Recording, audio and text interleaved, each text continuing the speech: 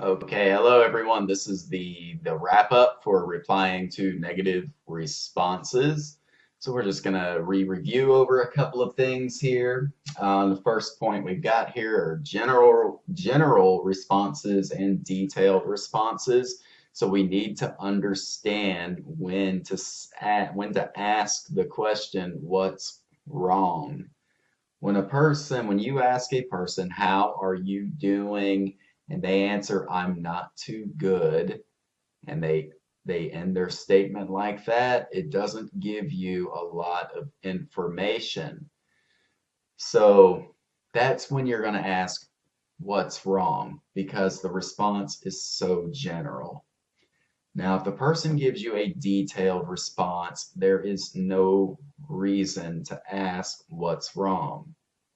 So for instance, I see you and I say, hey, John, how are you doing? And then you answer me and you say, I'm not too good. I have a headache. You've given me the reason as to why you are not too good because you have a headache. I don't need to ask what's wrong at that point. So yes, just remember that point.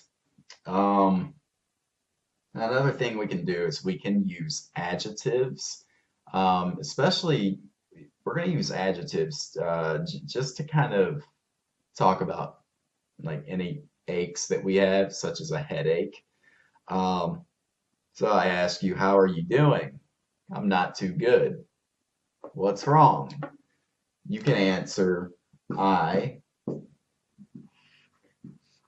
I have a, and then you can add an adjective here. And let's just say headache, that's our object. I have a headache. You can add a adjective like terrible. I have a terrible headache. This kind of strengthens your statement. This lets me know that this is not the standard type of headache. This is a killer headache. I have a terrible headache. Now, if it's a small headache, you can say, I have a little headache. So, yes, you can use different adjectives to describe any kind of ache or pain you may have. Oh, I have a terrible toothache. So, you can look at your communication variations and make some of your own sentences. And then there are expressions of support. Um, you can offer an expression of support to a person that is that's not feeling well. You know, if they're sick, just remember at the end of the conversation, you can say, I hope you feel better soon. If the person is kind of stressed out or they're burned out, or maybe somebody in their family has died, you can say, if there's anything I can do, just let me know.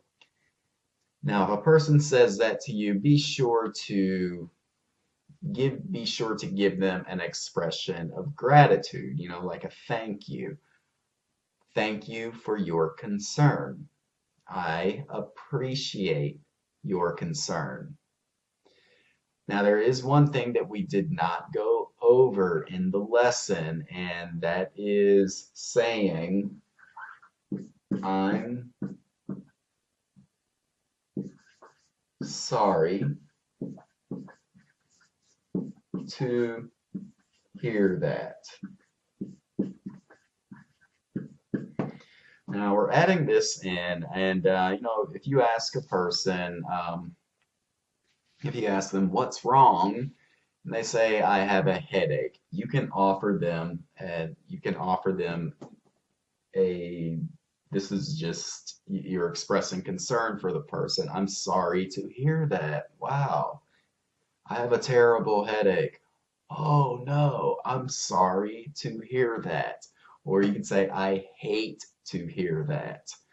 So yes, we did not go over this in the lesson. We completely forgot about that, but it is in your lesson plan. So yes, this is an expression that you can use. So that is going to conclude this wrap up.